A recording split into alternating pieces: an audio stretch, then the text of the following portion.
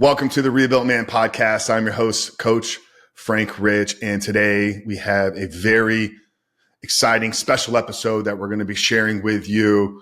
I'm incredibly honored today and excited to be sharing this conversation from the Grace Family Church Pastor's Hangover podcast. So Grace Family has been a church that I've called home since late 2018 and has played a massive role in my life, in my journey to freedom. It's a very pivotal rock and foundation for all the work that we're doing here at the Rebuilt Man. I've had an opportunity to partner with Grace a handful of times speaking in their men's group. I had both Pastor Hal and Pastor Daryl on the Superhuman Life podcast early last year. And in this episode, they brought myself and a fellow colleague from Unchained Leader, Mason Cain, into their studio to have a biblical discussion on pornography addiction and recovery. And some of the topics that we covered here were rewriting the narrative of what porn addiction really is. We talked about the importance of having purpose-driven conversations with our kids. We give some insight into the women and the wives out there, if their men are struggling in their lives. Just a very in-depth, powerful group-based discussion. So we're going to share that conversation here with you briefly. And if you're out there and you're struggling, I just want to let you know that you're not alone. You're going to watch and you're going to hear from four men that are all living on purpose, but all of us single-handedly have struggled in the past. And we found a way out of it. And collectively, we've helped tens of thousands of men now also get out of this addiction. So without further ado, let's get into today's episode of The Rebuilt Man, a special conversation from the Pastor's Hangover with Grace Family Church, a biblical discussion on overcoming porn addiction. We love you guys, and we'll see you on the other side. Hey, what's up, Grace Family Church? Welcome back to the Pastor's Hangover. And as you guys know, this summer, we are dealing with some different topics, some topics that a lot of times we may not talk about, but some topics that we absolutely should talk about. And so today, we are talking about the topic of porn and the addiction that goes along with it. And I am excited about who I have with us today. We've got, to my right, we've got Mason Cain. And then we've got Frank Rich next to him. And then we have, and Daryl's here too. You know me. But Pastor Daryl's here. And if you didn't know this, if you're watching on the Spotify or whatever that may be, this is a all facial hair group today. You guys made it mandatory. We grew it out before. You have to. Yeah, we said you got to have at least a mustache or a beard going on today in order to talk about this topic. But really one of the big things that we're going to be doing today is kind of reframing the idea of pornography and getting this understanding. But I want to start off with these guys kind of introducing themselves and why they got into this, because I doubt your counselor in school was like, hey, I think what you should go into is helping guys get out of pornography. It's probably not what you immediately went into, but we'll start off with Mason here. Like, what is the reason, what drew you into this, and like, what's kind of your story in that? Yeah, I think what I've noticed throughout my life is like, a lot of times God leads you to your purpose through your pain. Yeah. And this is the most painful thing in my life for the majority of my life. It started around actually 5 years old as I discovered going through therapy. I thought it was 10. 5 years old was my first sexual memory where I felt shame around it. Leading into 10, I discovered pornography for the first time. And that gave all these like curiosities and almost gave an outlet for my shame and my curiosity. And it started to take a life of its own. Going through, middle school, being baptized at 15 was one of the things I was like, I got to give this to God. I'm going to be baptized. This is all going to be washed away. And then my relationship with God started to get rocky when I realized that it wasn't, and I was still battling it. This went through my marriage, keeping it a secret. At that point, I just believed that this was my cross to carry. This is something I was going to struggle with for my whole life. I just kind of accepted it. And it was like, no matter what I did from an external circumstance, like I accomplished things from a success standpoint, accomplished things from a marriage standpoint, from a fitness, like I had this low level of misery that I always existed in, which led to a point in my life where I was like, if this is what life is going to be like for the rest of my life, like I don't want to live another day, and brought me to my knees in that regard. Also a lot of pain and going through and trying to find help. I went to multiple different intensives flying across the country, multiple different counselors, therapists, all these things. And I was having to piecemeal all of these things along. And so when I finally started seeing success, I looked back on the journey that I'd been through and like saw so much pain, saw so many things that were just out of alignment and like could be done better. And God just like the clearest that I've ever heard God talk to me was like, the reason that I allowed you to endure that pain at such a deep level for so long is so that you can resonate with the guys that are going through it right now, possibly in secret, and help them find a path out. Yeah. And so for me, it was the most painful thing. I understand the guy that's deep stuck in it. Yeah. And that's where my heart's at. Good. That's powerful. Yeah. And parents, we'll talk about this a little bit later, but the average age a kid sees pornography is between 8 and 11. Yeah. And so it is a conversation that we have to have early. But I think most guys are living it in secret. Yeah. And so that is very true. But Frank, what about you? Yeah, very similar to Mason's story. It was a very early introduction to guilt and shame and secrecy in my life. I was 6 years old, and I remember finding it in my dad's sock drawer. And curious, didn't know what it meant. I know it made me feel a certain type of way, but it was dad's, right? And it was a secret that he was holding. So I think that shaped my relationship with both porn and with sex. It's like, okay, it's going to make you feel shameful, but you can keep it a secret. Nobody will ever know. I think the one thing that's maybe a little bit different with Mason and my story, and I think all the guys out there are struggling, there's so many common themes, is I didn't have that relationship with God growing up. I came to my faith very late in life. I was 35 years old. I struggled through my 20s and 30s, despite having success in bodybuilding and business, with drugs, alcohol. I felt like I was able to conquer those things, but this was one thing that nobody talked about. Through the early 2000s, like these conversations weren't regular in the church or in the social place, right? So it was always something that I carried a lot of guilt and shame around.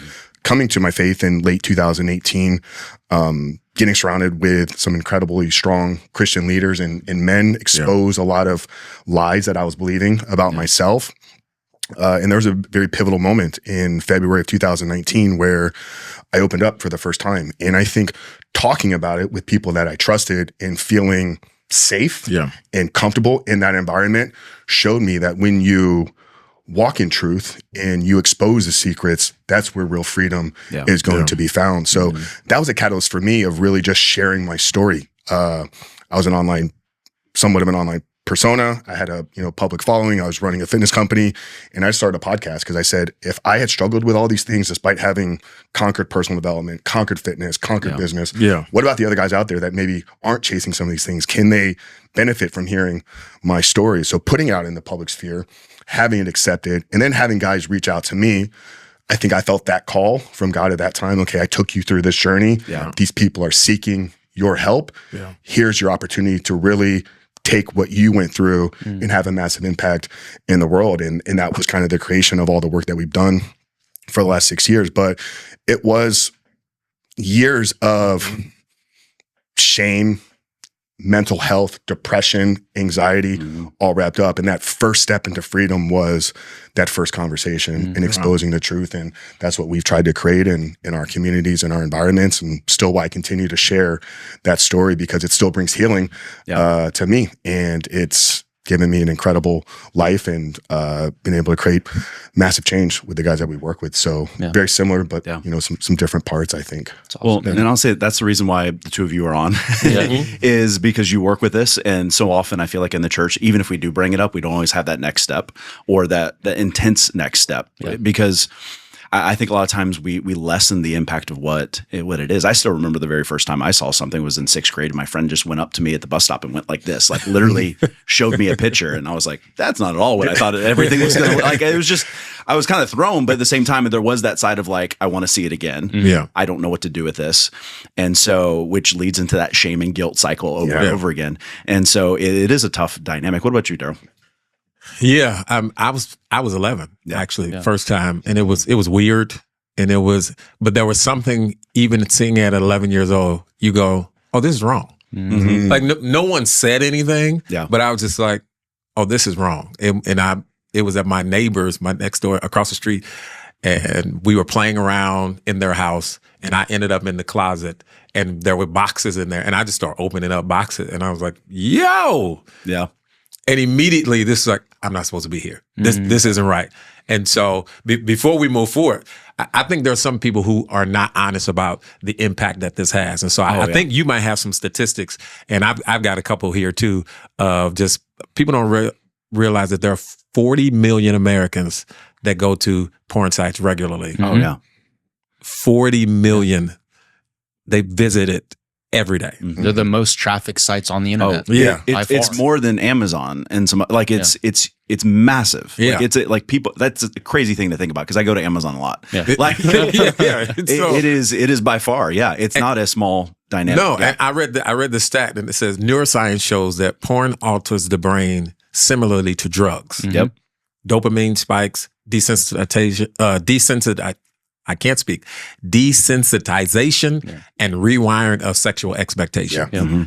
And so it is as harmful, if not more harmful, than doing drugs. It is. Yeah. And so it's an epidemic. And for something to start at 8 through 11 years old, you were saying 6 years old, 5 years old, that you're experiencing this for the first time. That is a lot of weight and burden to have on our children, which is why it's a conversation we need to start having earlier. And so later on, I want to hear from you guys. Yeah. How in a home, how would you start having these conversations with your boys and your girls at 5 and 6 years old? Because unlike when we were kids, they're getting information so much faster and so much easier. You can even lock certain things on the phone and they'll find a workaround. Yeah. And so what is the conversation that you guys have had?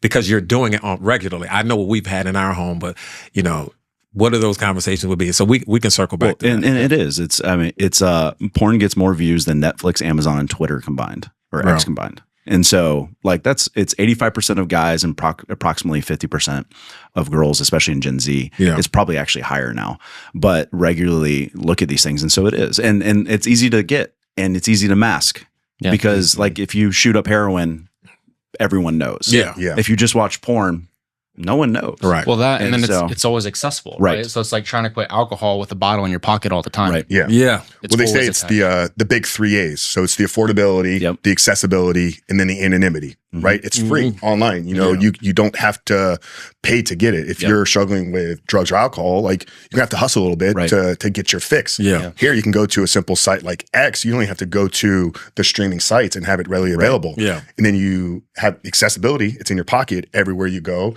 Yep. And then it's completely done in anonymity, right? Yeah. A young boy can be sitting in his room with his smartphone. Parents think it's harmless, or a grown man can be sitting at his work desk, taking a bathroom break, and nobody's going to know. It doesn't, You don't have a porn breath. You don't have porn eyes. Right. Maybe there's a glassy fog Yeah. to you, but most people aren't going to be able to see that. Yeah.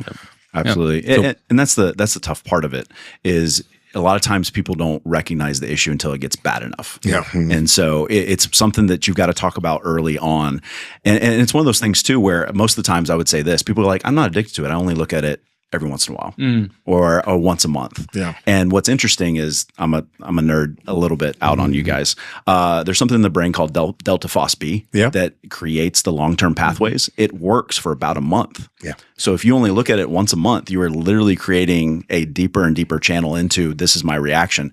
And so and in that's what I wanted to do. I was like, I want us to reframe this idea of what the addiction looks like, but really why it's different than other addictions because it's not the same. Right. And it's very different. And like we treat it very differently. Whereas someone with porn, especially in the church, we would go, how dare you do that?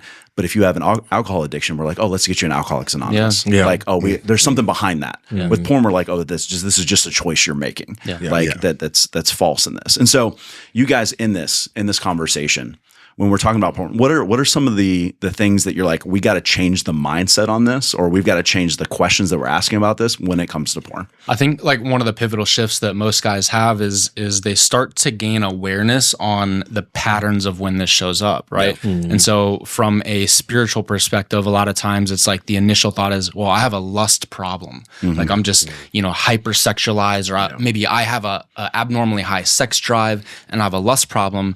But when you start to really gain awareness of like when you start to go back to this mechanism, you realize that you have a pain problem, right? And you start recognizing these patterns of, hey, like when I get in an argument with my wife and I feel rejected and I feel unworthy, right? I start to medicate with porn, right?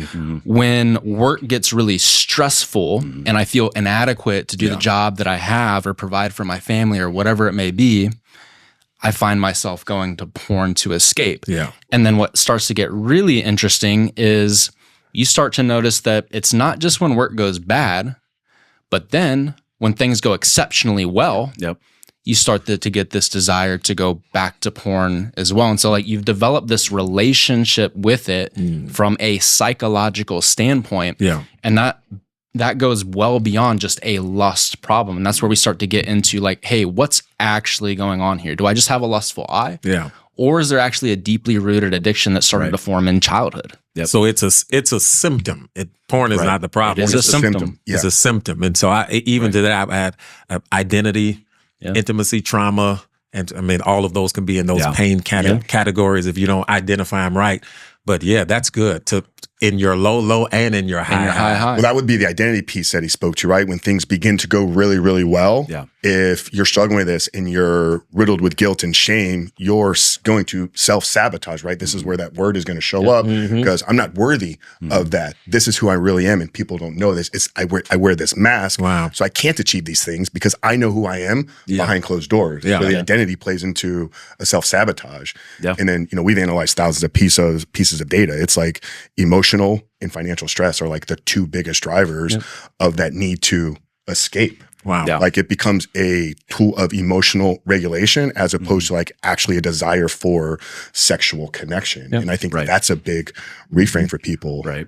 It's an addiction. That's the thing. Like we have to stop treating it as something that we accidentally do to the fact like it's an addiction. It's like alcohol. It's like drugs. It's those things. And if we don't get to the root of it, and I mean, it's like any other addiction. We'll pick up another addiction to deal with it. And that's the thing is like, I'm dealing with my porn problem, but I picked up this. And so that's what we're trying to help people understand is we cannot continue to treat this as just something else. Can I speak to that word really quick? Like as we dive into the word addiction, speaking from personal experience, when I was struggling with porn or had a porn problem, when people would start to throw the label of, no, you're dealing with an addiction, you have an addiction, there was this pride that dwelled up within me that was like, no, like I have a porn problem, but I'm not an addict. I don't need to sit in a group and go, hi, my name's Mason, I have a porn addiction, right?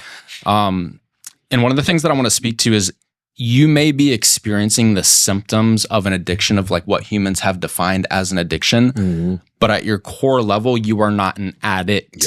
And I think when people started telling me like, hey, you have an addiction, I'm like, but I'm not an addict, right? Because that's not the identity that God created me to be. He didn't create an addict, right?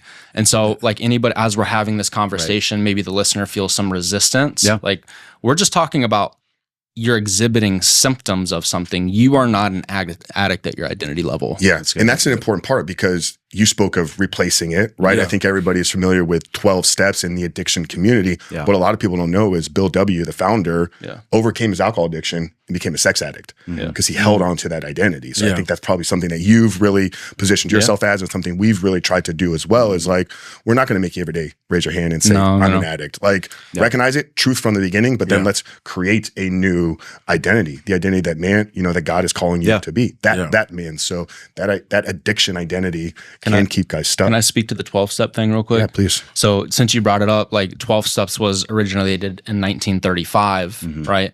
And I don't have anything against AA or anything like that. Like I've seen it do some great work, but I also think that we're entering a season from a psychology level where like there's a reformation going on of like how we're addressing this, right? And it's important to understand in 1935, like psychologists were still prescribing electroshock therapy, right? And so we're going back to like archaic practices. It worked for me. It worked for you.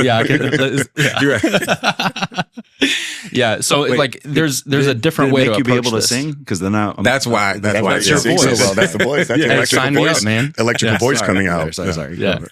So there's a different way to approach it then. And again, like some things that I would say at the 12-step process is, hey, I'm Mason, I'm an addict, right? Like if I were to pick one thing and just caution people of, is like, that's not a good practice to root your identity in, right? No. And we're seeing this shift in psychology, especially the way that we're addressing addiction, that for the first time in way too long, we're starting to reframe the way that we're looking at this. And it's not sitting in a group and going, I'm an addict every week. We identify that as bondage swapping, right? Yeah. And so it's like, hey, I'm chained to a pornography addiction over here. Yeah. I have that chain around my neck. It's pulling me this way. And so what I'm going to do to combat that is I'm going to take another chain, I'm going to put it around my neck, and I'm going to chain myself to groups for life, right? Yeah.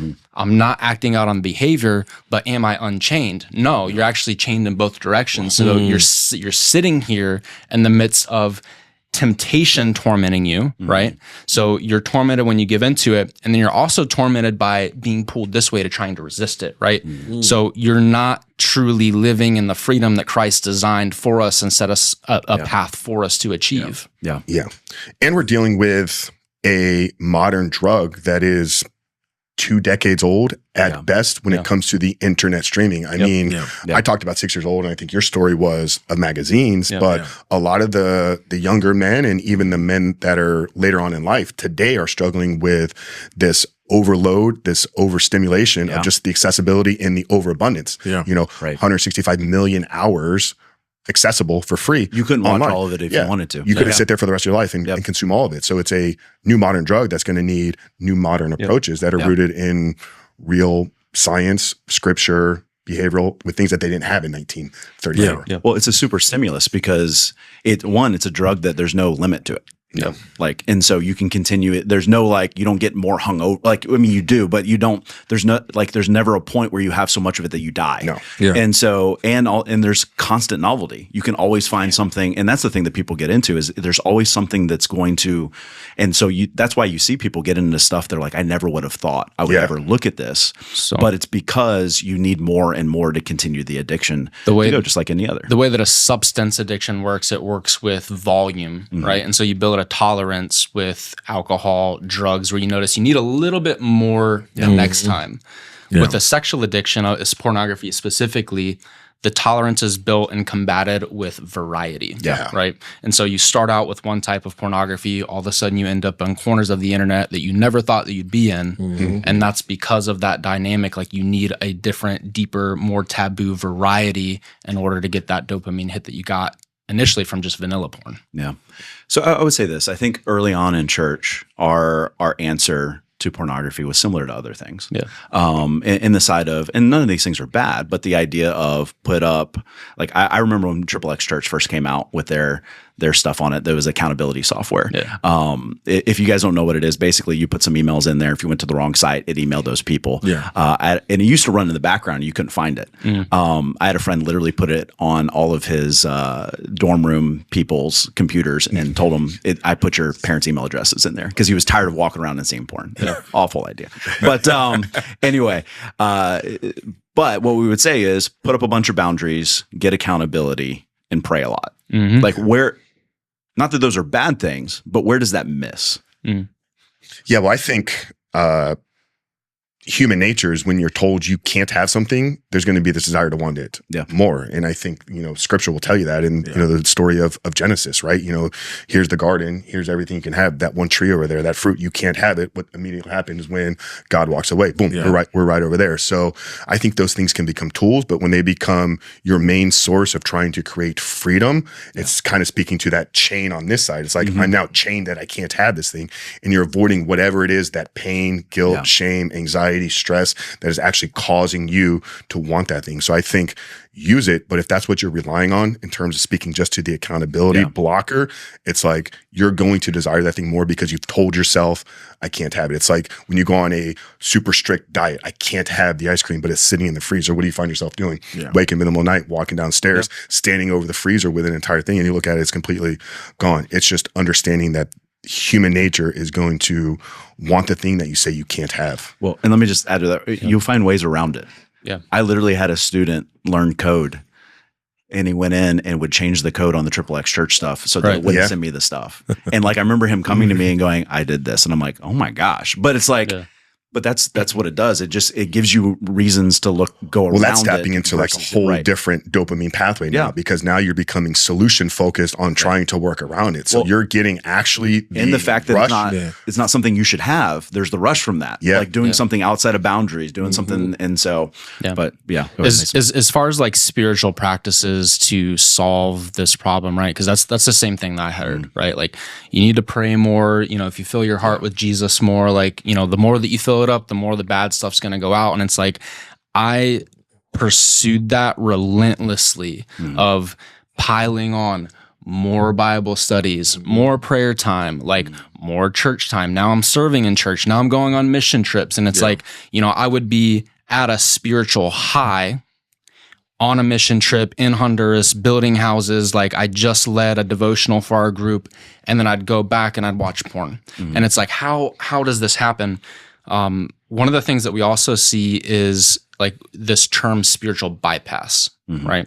And so this term is, we're trying to put spiritual practices and solutions on something that is really deeply rooted in psychology, has spiritual consequences, but this is a psychology problem. And we're using that to do these things to bypass the really hard work that we need to do, right? And that really hard work is not just spiritual practices. And we see this echoed in scripture of diving into the darkness and really sitting with the pain and the darkness that you're in and staring at it head on and moving into it. And that's where the solution is found, right? It's a lot easier to say prayers, go to church more, you know, do more Bible studies. It's really, really difficult to stare your problem in the face, get curious about why it's happening, dive into childhood, identify all of these traumas and things that you've suppressed and like put in the basement of your mind, and start to unpack those things. And so there's this symptom of going like, hey, let me just pray more and give some light spiritual answers. I'll just read, you know, daily Bible verse of like you actually have a couple months of some like really, really deep rooted work. That's probably going to be the most painful thing that you've ever done in your life. Yeah. But like we see God do that. Like, could he have taken the Israelites, right, that were praying and just teleported them to the promised land? Could have. But what he decided to do is have them go on a journey through the Red Sea, through the wilderness, like all of this stuff. And so like it's a path of facing some really hard things. It's not something that's just, I'm going to say this magic verse and it's magically going to go away. Right. But what's cool is like there's so much development along that path. Like you want to find out who you really are, step on that journey, face the dark stuff, go back to all these traumas that you've been burdened with, right? Those start peeling back the layers. Now you start to really realize who you are. And like you and I, like you find your purpose and your calling along that path. Yeah. I like what you said earlier is just even leaning into that. Sounds like a reframing. We talked a moment about, you know, the old way of doing it plus the new way of doing it. Yeah. And because I'm such a Bible nerd and Bible geek, I think there's only one way of doing it. It is, and the church hasn't always got it right. And I think the church had good intentions, but well, I grew up in that same church. It was like, hey, just pray a little more, just pray more, just read more. And I get it. Yeah. But I do wish we had people to go, okay, here's what this looks like. This is not just about new practices. Yeah. This is about reframing the way you think. Yeah. Oh, because you talked about identity. I'm not an addict. So I'm not going to identify myself with the problem. But I do have a problem. Yeah. Yeah. Yeah. So it starts with identity and then confession and community and then boundaries and accountability. Like all of these are part of that process, and it's not easy. And we want promise without process. Yeah. Right. We want to say, man, I prayed and I gave it over to Jesus and I should be fine. So it's the separation of salvation and sanctification, right? Like sanctification is painful. And Paul gave us a key of what does that look like? Well, do not conform to the pattern of this world, right? So stop conforming to the pattern of pornography over and over and over. Be transformed by renewing your mind. But what does that word renewing mean? It's actually, the root word is more like a renovation of a home, right? And like we just went through renovation. We got hit by the hurricane, and there's a bunch of stuff. So fun, right? Especially brings you together in a relationship, right? And there's a lot of turmoil that happens that strengthens a marriage if it doesn't break, right? But like, if we would have done that renovation without taking out the mold and the stuff that developed, right? Yeah. So a renovation is two parts. A lot of people jump to the construction phase. They want to add on more stuff. But the first thing we got to do is demolition. What's the stuff inside of your head? What are the belief systems that the enemy has woven throughout the fibers of your life since childhood that we need to address and demolish before we start constructing these things on that new foundation? Yeah. But there was a foundation that stayed in place. And that's where the identity of an addict can be like, I'm completely broken. Every part about me is bad. It's like, no, there's some bad parts that we have to let go. But that foundation, who God made you to be, that is strong. Let's get rid of the bad. Let's rebuild, recreate this new on top of that original foundation. So exactly what you're saying, be transformed by renewing your mind. Transformed actually means to return back to what always was. So we're peeling back all this stuff to get back to what God created. That's exactly right. And I think that's the thing. If we are unwilling to look and find either the trauma, the pain, the hurt, we won't understand where the lies are coming from. And all of us are living in a certain amount of lies in our life from sin. And we can't always figure them out, or we don't know where they come. They come in randomly. They usually come in when we're having fights with people, or when somebody hurts us, or we feel embarrassed, or whatever that may be. They come out, especially in men. But if we don't get back to the place where they started, we're never going to heal from it. And so that's the hard work that you're talking about. But that's in many ways. And one of the things that we always tell parents is, man, if you won't heal from that, you'll pass it down. And that's, and I'll say this, especially with pornography, men, if you won't heal from it, you will pass it down, because you're not going to be able to have the conversations with your sons, and even with your daughters, women, because now we're seeing it affect women in a high way. You're not going to be able to have these conversations. You're not going to be able to walk through these things if you are not have the ability to heal from it yourself. The only environment that you cannot heal from that is by yourself. The other environment that might be a little bit controversial that I bought into for a really long time was, I'm going to heal from it with just me and God. We got this. I'm going to pray about it. Like, I'm going to talk to God. I'm going to read my Bible, me and God. But the word says that we need to pray for one another so that we may be healed. It doesn't confess our sins to one another, pray for one another so that we may be healed. Not confess my sins to God, pray with God, and I'll be healed. Like, he's constantly pushing us to one another, right? So you're talking about these blind spots that we can't really spot or figure out ourselves. No, but a group of brothers around you that are all fighting the same battle. That's the environment where healing happens, right? And so isolation and seclusion is where this thrives. And like anybody listening, you might be in a place right now where you're in isolation, seclusion. Nobody knows about this. This is convicting you at a deep level. The only environment that this is going to improve in, and you're going to heal from it in, is in an environment with God, but also with other men that are on the same journey. Right. Well, and I would say this too. When you heal from something, you can see it in somebody else. You can. And so you need other people that have healed so they can go, no, I'm seeing this lie. I see that you think you're fooling everybody. You're not. You're not. I'm looking right into your soul right now, and I see what's going on.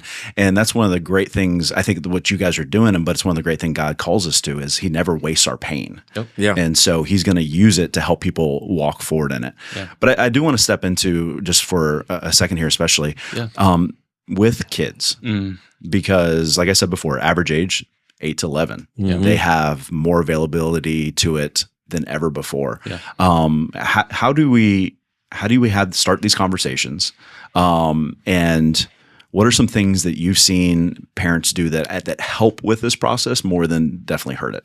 I think, there's going to be age appropriate conversations that I think every home is going to need to interpret and analyze and come upon agreements with how they're going to have it with their kids. But I think some general points is, you can't brush it under the pillow or behind the curtain. Like, it's got to be confronted head on. I had an incredible gentleman on my podcast years ago. Chris McKenna runs Protect Young Eyes, and his entire organization is dedicated to equipping parents and organizations with tools to have these conversations with children.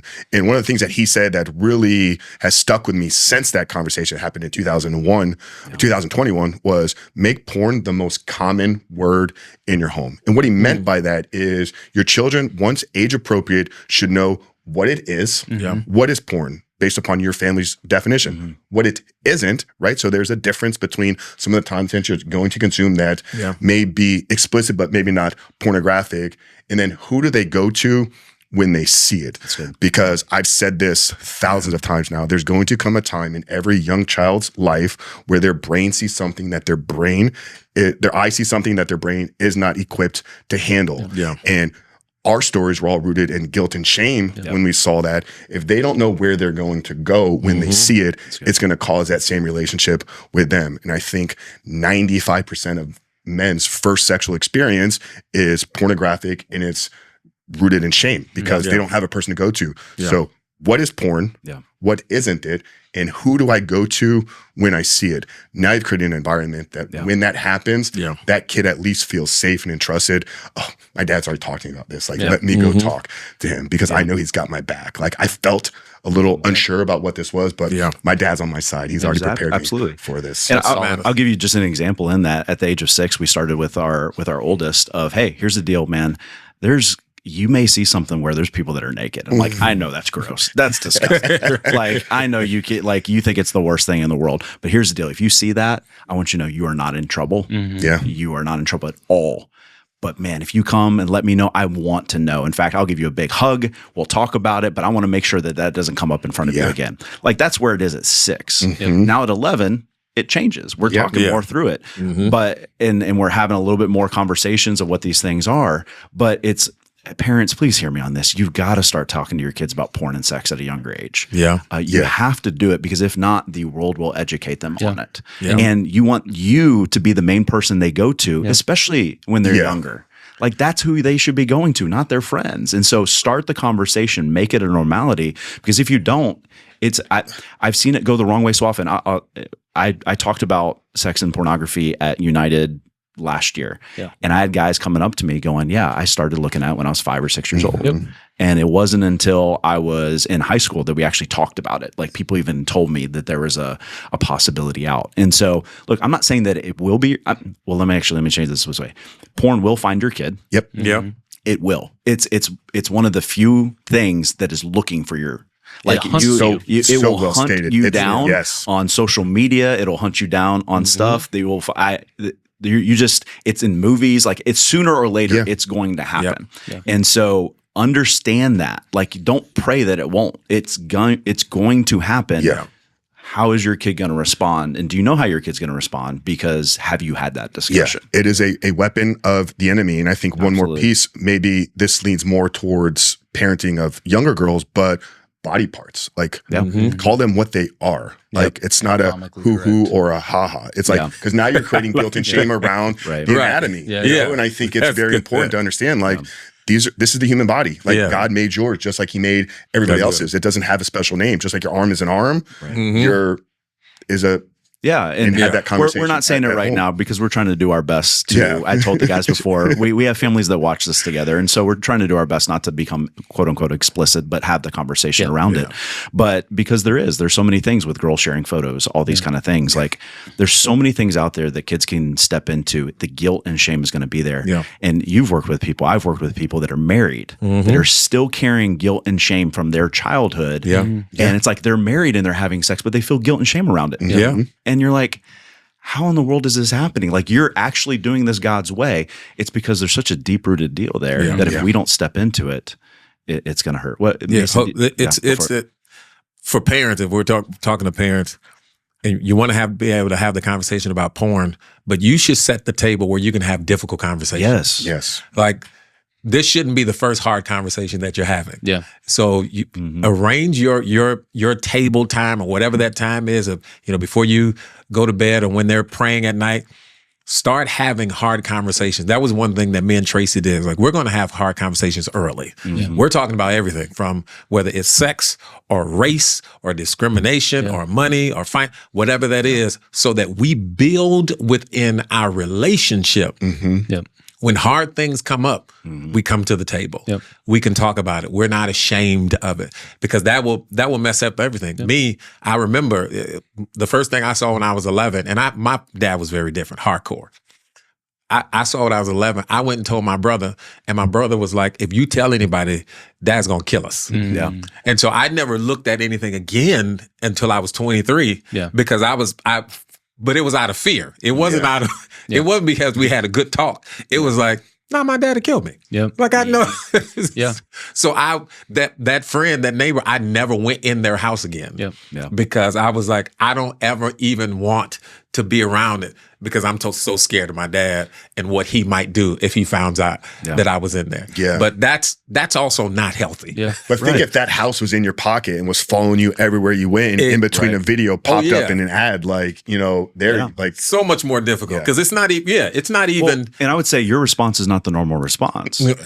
Because what ends up happening is that guilt and shame leads into a cycle that for some reason that leads them back because there's still that side of I want to see it. Yeah. And so where it pushed you there, like it's like, no, most of the times kids end up wanting to see it again and they'll look for it, even though it causes guilt and shame. They know it's wrong, but there's that something inside their brain that they don't understand yet that's causing them to go into it. And for me, it was, man, I won't look at that, but I'll do this. Mm-hmm. I won't look at that, but I'll. So it was still a problem and still something that when I was 23, 24 years old, you go, oh, this is where this came from. Yeah. This thing still lives in me, even though I'm 13 years removed from it. It's there. Yeah. Yeah. So go ahead. Yeah. So like it's interesting when we would ask this question kind of early on when I was getting into this work, I would think about exactly what we've talked about so far. Like, how do we have this conversation specifically about porn? Like bringing it up with our kids, making sure that there's not shame around it. And the way that I look at it now, like if we could zoom out from a 30,000 foot view, is imagine that the 11-year-old in the closet that found that magazine, his thought of who his dad was and how he showed up in his life in all of the other areas was, I got to talk to my dad. Yeah. Right. And so, yes, let's have all these conversations. But like, as a father, let's ask ourselves the question, like, how are we showing up in literally every other area of our kid's life to show them that we're approachable, right? To show them that we're not perfect, which I think the amazing thing that I have as a gift now that I view is I can share my story with my son. I can say, dude, like that had me. I didn't have that for a long time. It had me. And this is how I struggled, right? But then are you showing up as that loving, caring, approachable, like you're not throwing shame in any other areas. You're not getting angry about things that are small, right? Yeah. Like, are you approachable? Yeah. And are you honest that you're fallible? And that's the and that's what they're finding. Actually, I saw this study recently that said one of the biggest determining factors in a kid continuing in church is whether or not their parents actually admitted they were wrong. I'm like, that's a crazy thought. Yeah. But if we see God in the same way we see our parents, then it's like it's that idea of, well, I mean, God is perfect, but that idea of like, well, my parents never messed up and therefore there's this high standard. And if I don't meet it, then I'm forever going to be labeled as this. Whereas God goes, no, there's this high standard, but I love you so much that at any moment you can come back to me. And that's the thing. Parents we're United is going to be putting something together. I'll let you guys know that, like 6th through 12th grade and that. But I would say putting boundaries on stuff right now is one of your main things. Everything my kid has stuff on it. Our Wi-Fi has a thing on it that basically keeps all of it. And I tell them that. I don't think it's good to put something on your kid's deal and then catch them in it. I tell my son, I see everything that's going to be on there. I want you to know that right off the bat. There's blockers, but if somehow you go past it, I know every keyword you type in, all that kind of stuff. And it's not because I don't love you, I don't trust you. It's because I want to protect you. Like there's some serious stuff. It's also that's God's design for freedom, right? Absolutely. So like we see in Genesis, he put Adam in the Garden of Eden, which means an enclosure of pleasure and delight. Like the pleasure and delight can exist within the closure, right? And so these boundaries create an environment where freedom is possible. Freedom is not, I can do anything that I want anytime with anybody for any reason. Right. Right. No, that actually good. leads to a prison. Yeah. Absolutely. Yeah. And so, there's Covenant Eyes. There's a bunch of others. But I would say this, parents, whatever you think is the age to give your kids a cell phone, wait longer. Yes. And then whatever you give them, don't feel bad about locking it down. Oh, they're going to get made fun of. Who cares? I'd rather them get made fun of than to hurt themselves. And there's nothing wrong with getting them a flip phone. Absolutely. He's Absolutely. he's 14. Get him a flip phone. Yeah. Who's he calling? That's right. Can I Yes. rapid fire some questions? Yeah. Just I know we're about to wrap Yeah. up here in a second, but I want to rapid fire some questions and just want to hear you guys respond to these because these are some questions that people have. Mm-hmm. Is watching porn really a sin if I'm not hurting anyone? You're hurting yourself. Is that somebody? Right. The other thing, and I won't unpack this too much, but we look at the contraption that the enemy's created of darkness to suck people in. If you're a consumer, you're a demand creator, and you're contributing to that as well, right? So it's like, what part do we play in darkness? And then are you hurting yourself? Are you lessening your ability to be the husband, father, and leader that God created you to be? Are you lessening your ability to live out the calling that He put you on this planet for? Yeah. And anytime He calls us to something, He's calling other people at the same time, right? To follow in whatever way, shape, or form.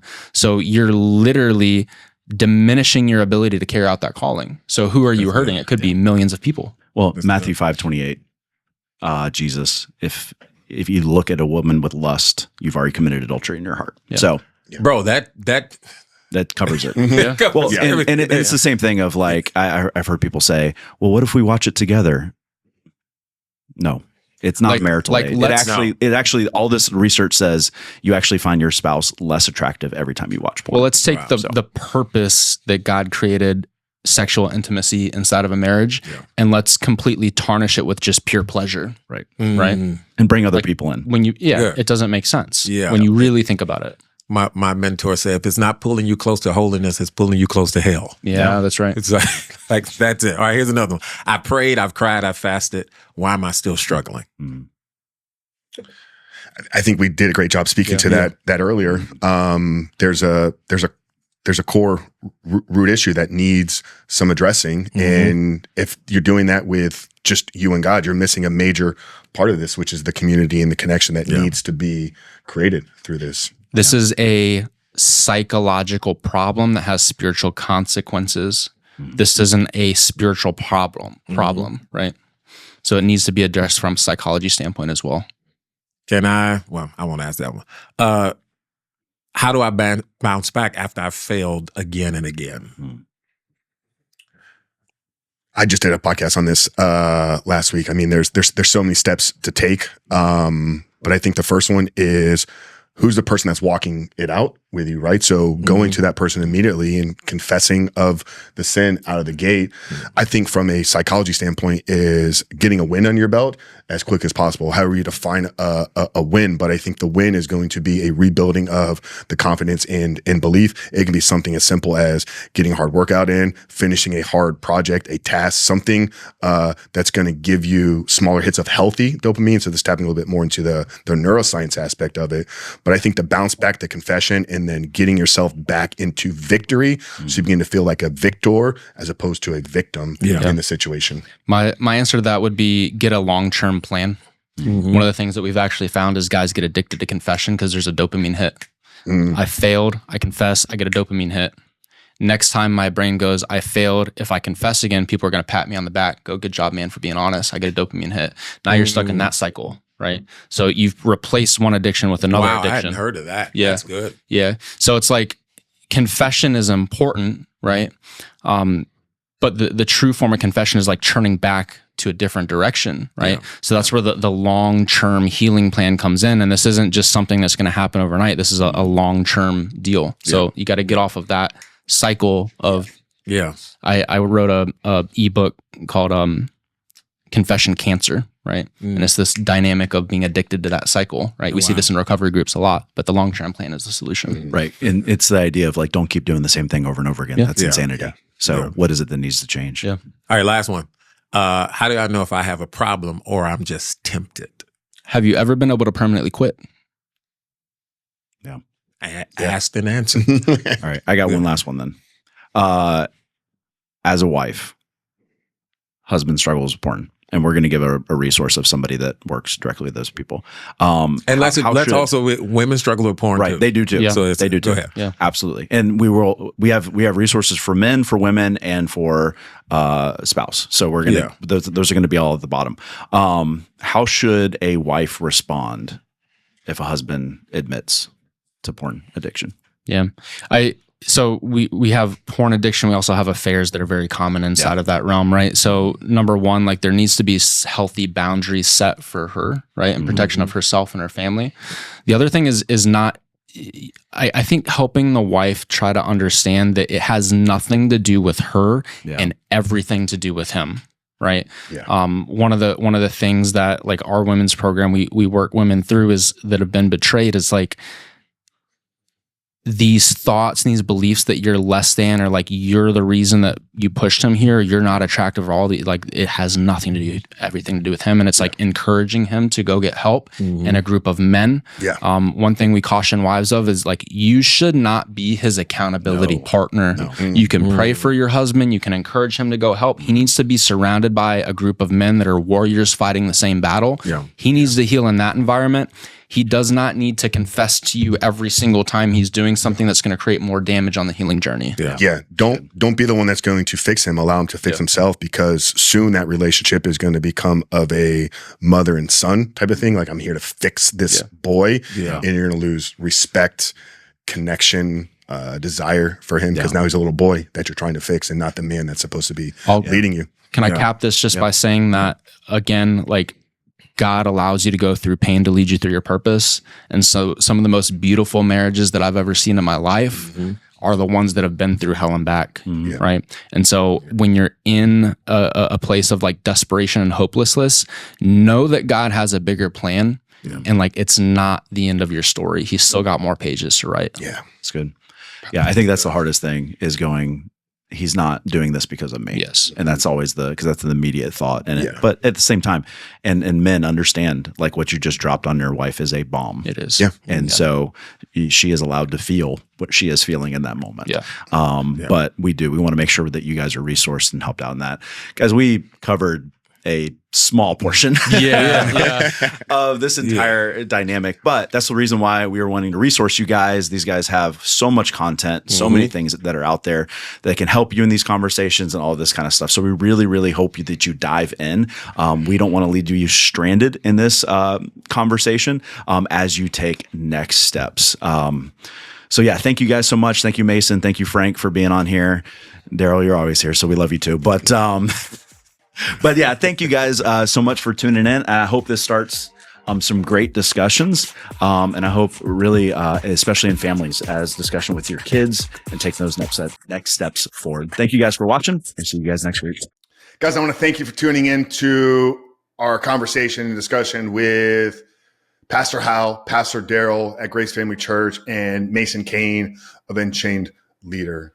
We hope you got value out of the conversation. And if you're out there and you're struggling, I want you to know that you're not alone. There's a pathway out of this, but it starts with you taking the first step. So if you've been on the fence, if you've been looking for a way to break the chains of this addiction, I want to take a minute here and extend an invitation to you. We have built a provable system and have an incredible community of men just like you that are finding freedom every single day. And maybe you're unsure of if we can help. Maybe you've tried a lot of other approaches in the past and nothing seems to work. I want to give you a 7-day free trial. If you go to therebuiltman.com/7-day reset, we've put together a 7-day momentum building challenge to help you rewire your brain, to help you build some healthy habits, to help you get to the root cause of these issues. And we give it to you for absolutely no charge. And when you join us today at therebuiltman.com/7-day reset, not only do you get the 7-day challenge, but you get 1 week inside of our exclusive community. This is a brotherhood of men that were in the same position that you are in right now. And they all made one choice. And that choice was they were fed up and sick or tired of struggling. And what's powerful about this community is they support each other, they lift each other up, and they encourage each other to be better, to be the men that God is calling them to be. So if you go to therebuiltman.com/7-day reset, you can join us today. But if you're watching this on YouTube, make sure to subscribe. If you're listening on the audio side, hit those subscription buttons as well. It'll help boost up the algorithm, help get this conversation in front of more people. But we look forward to seeing you inside the community. We look forward to supporting you and helping you find freedom in your life and becoming the man that God has called you to be. God bless you guys. Coach Frank, we love you. We'll see you in the next one.